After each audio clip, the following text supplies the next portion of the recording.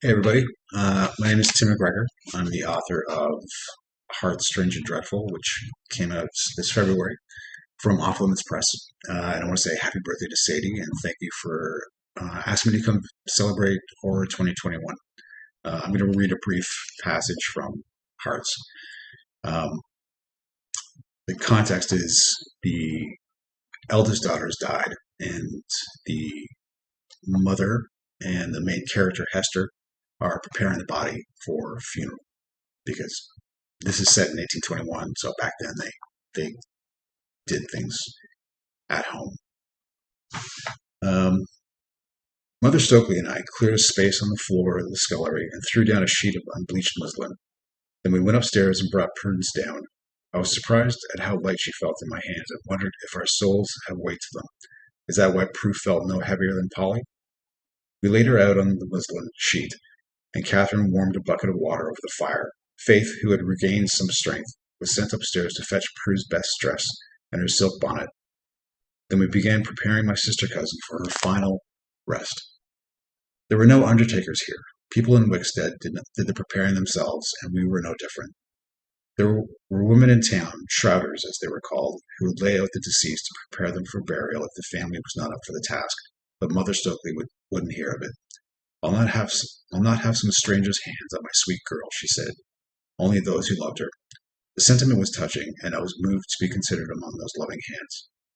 Removing the shift was difficult, as Prue's limbs had stiffened, but we managed to get it off. Mother Stokely covered her mouth when she saw her daughter's bare form.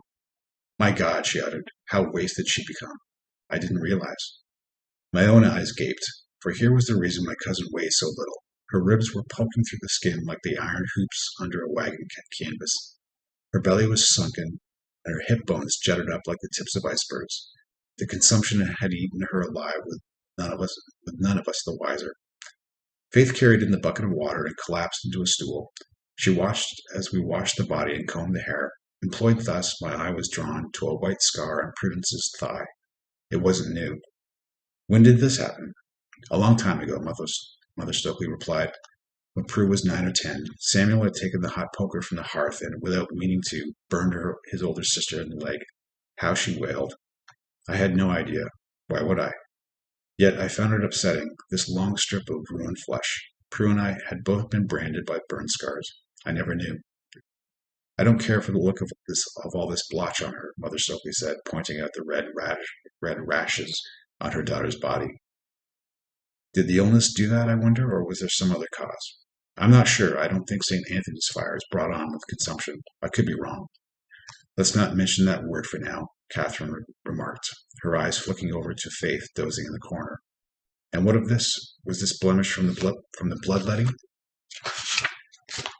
The blemish was a puckered rupture over the left breast. No, ma'am. Blood was let from the neck and the wrist here. Look, there's another here and here, she said, pointing to another break in the skin on the collarbone and the belly. What caused this? I was baffled. I don't know.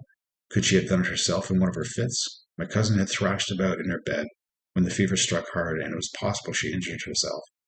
But looking at these strange puncture wounds, I recalled Prue's complaint about a snake in her bed biting her.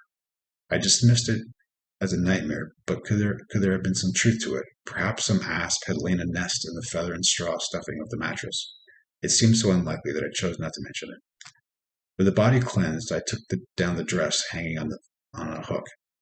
Getting her dressed would be difficult. I touched Prue's cold hand, but the fingers would not bend, with her limbs like this. We'll have to slip the dress up the back just to get it on. We can run a stitch here and there to keep it in place. The going was troublesome, but in the end we managed to get Prudence attired in her church clothes. My cousin's eyes were open when she died, and Catherine had shut them before we began washing, but the left eyelid raised up again on its own and would not stay closed. Mother Stokely let out a sigh. Sweet Prue, stubborn to the end. And that's it. Thanks again, and happy birthday, Sadie.